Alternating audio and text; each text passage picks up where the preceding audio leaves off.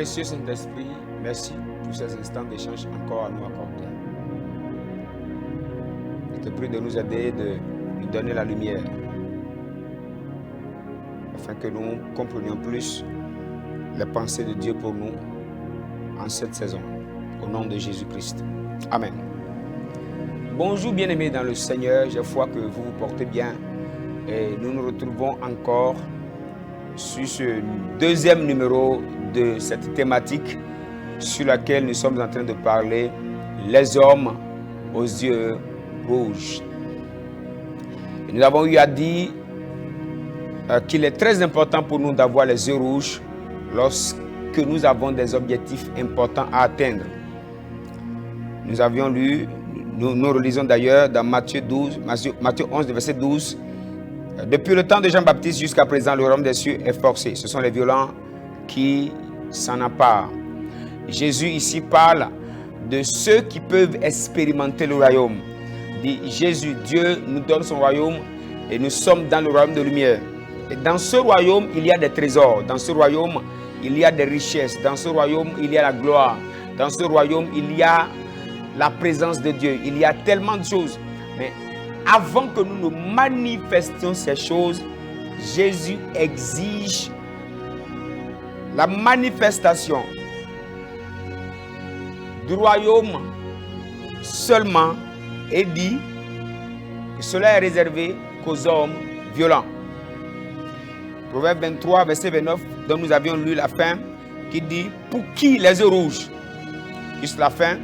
Et nous avons dit les yeux rouges sont ceux pour ceux qui veulent accomplir de grands rêves, ceux qui veulent accomplir de grandes choses, ceux qui veulent réaliser de grands objectifs, ceux qui veulent élever le nom de l'Éternel dans leur génération.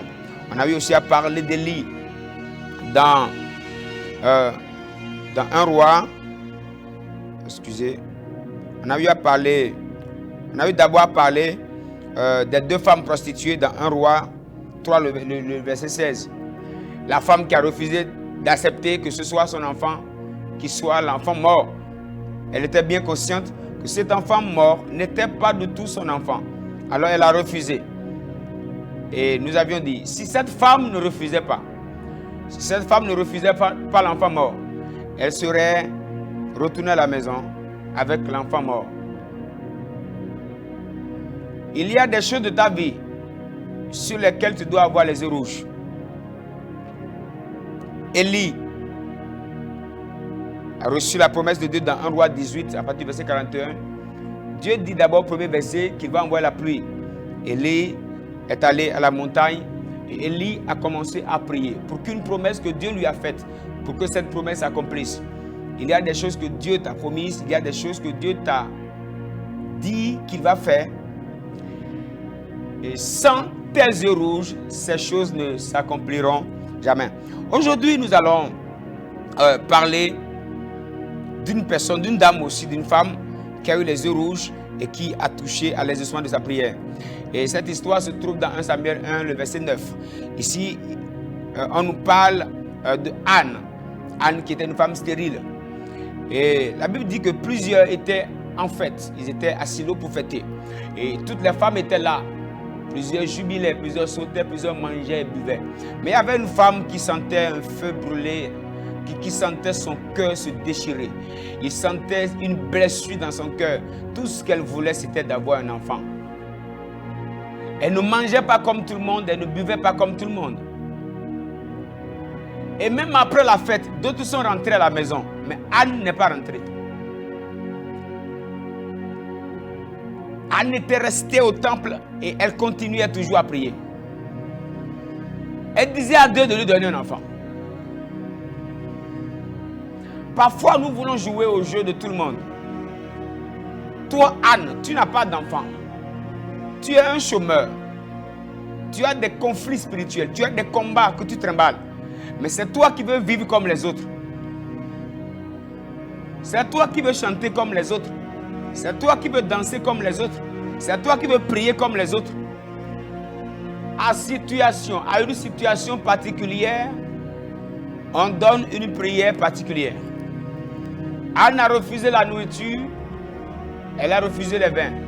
Plusieurs buvaient, mais elle ne buvait pas. La Bible nous dit que le sacrificateur Élie a dit, bon, voilà, cette femme, elle est ivre. Elle dit, non, je ne suis pas ivre. Il y a un fardeau dans mon cœur que je suis en train de libérer devant mon Dieu. C'est ainsi qu'Élie lui a dit, alors que Dieu t'accorde ce que ton cœur désire, que Dieu t'exauce. Et elle a eu son enfant.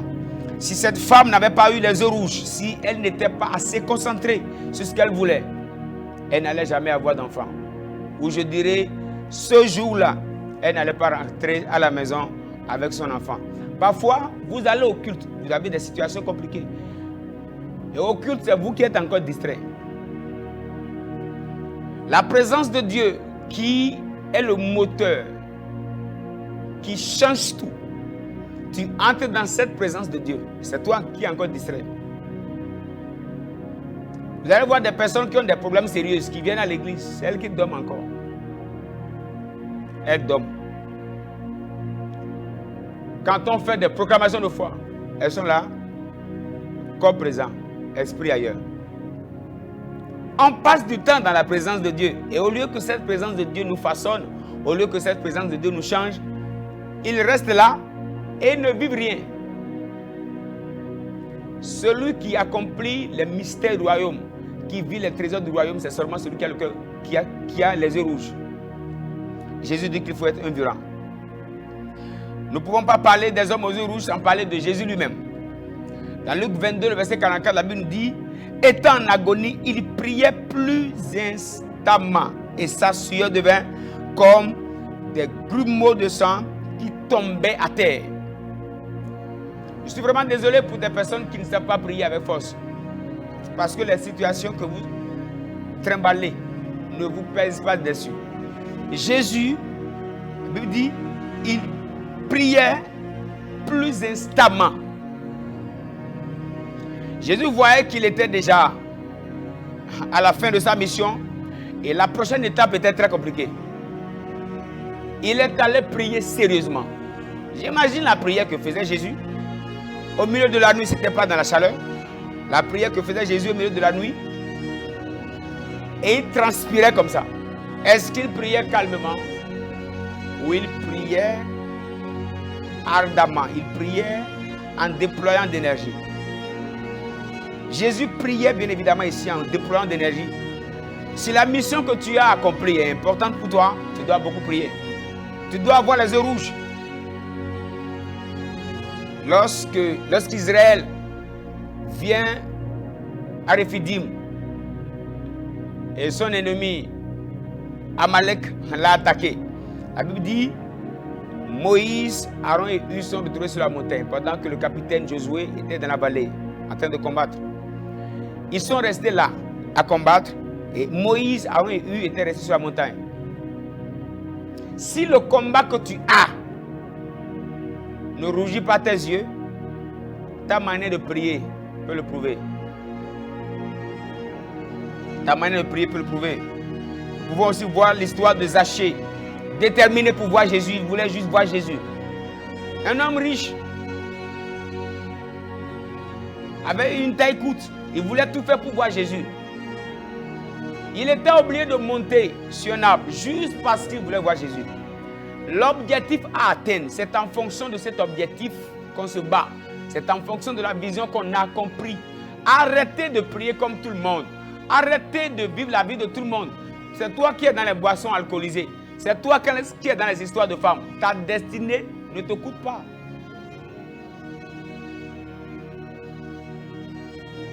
C'est toi qui vis dans le péché. Tu as un objectif à atteindre.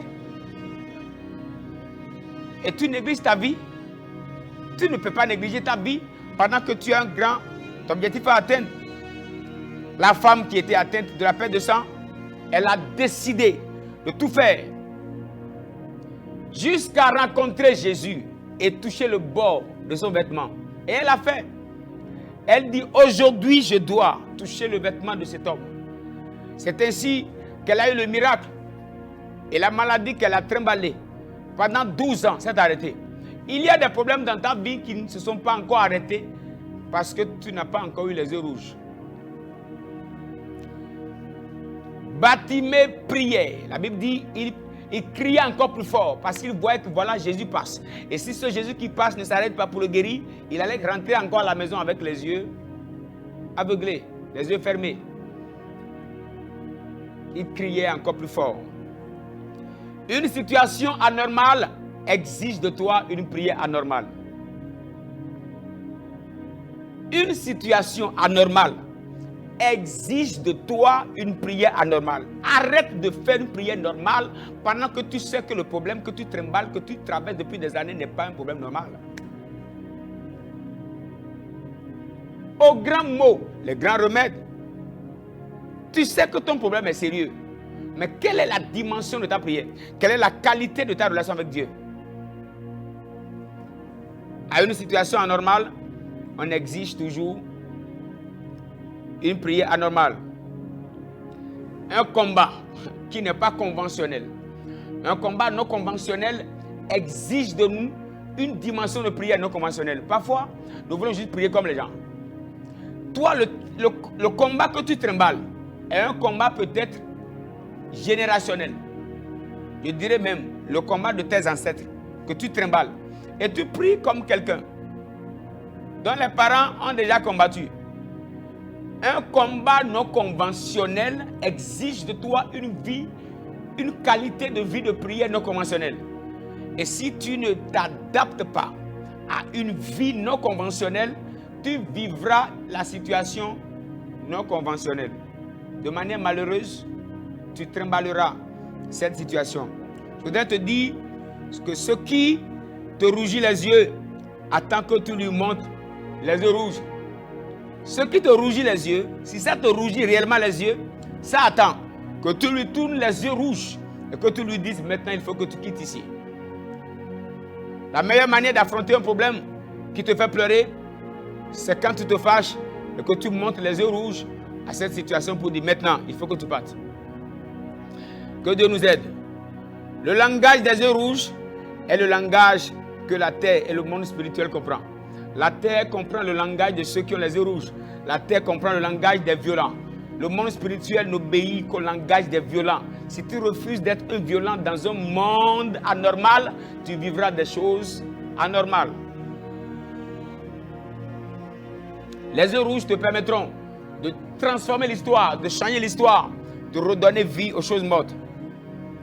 Les yeux rouges te permettront de transformer, de changer l'histoire et de laisser une bonne histoire après toi. La terre est transformée par les hommes aux yeux rouges. Les géants de la Bible, qui sont aujourd'hui nos sources d'inspiration, quand on regarde leur histoire, ce ne sont pas des personnes flexibles, ce ne sont pas des flemmards, ce ne sont pas des mauviettes, mais c'est des personnes aux yeux rouges. Lorsque Jacob a retrouvé l'ange, il dit ici maintenant, si tu ne me bénis pas, je ne te laisserai pas partir. Un homme aux yeux rouges. Et c'est le jour-là que son nom a été changé. Je voudrais te dire une chose importante. Depuis le temps de Jean-Baptiste, le royaume des cieux est forcé. Et ce sont les violents qui s'en apparent. Es-tu un violent? Tu subis les coups de la vie? Ou tu es un homme violent? Aux yeux rouges, celui qui se lève en prière et qui change les choses. Puisse Dieu nous aider afin que toi et moi, que chaque jour, que nous marchions avec Dieu avec les yeux rouges. Comme cette femme à la perte de sang, je voudrais te garantir, si tu peux avoir les yeux rouges aujourd'hui, le problème que tu trimbales depuis des années peut s'arrêter aujourd'hui. Hein. Ça peut s'arrêter aujourd'hui. Bartimée a crié plus fort. Le jour-là, il est rentré à la maison guéri. La femme dont l'enfant était tué, sa collègue prostituée a tué son enfant. Elle a tué son enfant et elle voulait prendre l'enfant de celle qui avait gardé son enfant vivant. Avec ses yeux rouges, elle est rentrée à la maison avec son enfant vivant. Les yeux rouges de Bartimée lui a donné les yeux. Les yeux rouges de Zachée lui ont permis de rentrer à la maison avec Jésus. Je voudrais te dire, ta situation anormale exige de toi une vie de prière anormale. Je ne demande pas à quelqu'un de prier comme moi parce que je ne trimballe pas les mêmes problèmes que tout le monde. Que Dieu nous aide. Ne prie pas comme tes voisins. Prie selon les problèmes que tu as. Et le Seigneur t'aidera à accomplir de grandes choses. Et tu changeras l'histoire. Et l'histoire retiendra ton nom. L'histoire dira que c'est toi qui as redonné vie aux choses. C'est toi qui as changé la couleur des choses. Que Dieu nous aide, que Dieu t'aide, que Dieu m'aide. Afin que chaque jour que nous marchons avec le Seigneur, en ayant à cœur, à l'esprit, que pour manifester le royaume, nous avons besoin d'être des hommes violents. Père, au nom de Jésus-Christ, pour celui qui a suivi cette émission, et pour ma vie aussi, je te prie de nous aider. Garde-nous tous attachés à toi. Donne-nous d'être des violents, afin que nous ne marchions pas dans ce monde comme des flemmards, que nous accomplissions de grandes choses avec toi. Aide-nous, Seigneur, et que ton seul nom soit élevé. Que nous humilions les situations, les problèmes, et que ton nom seul soit élevé. Reste avec nous, au nom précieux de Jésus de Nazareth. Amen. Soyez richement bénis, merci de nous avoir suivis, et à la prochaine. Shalom chez vous.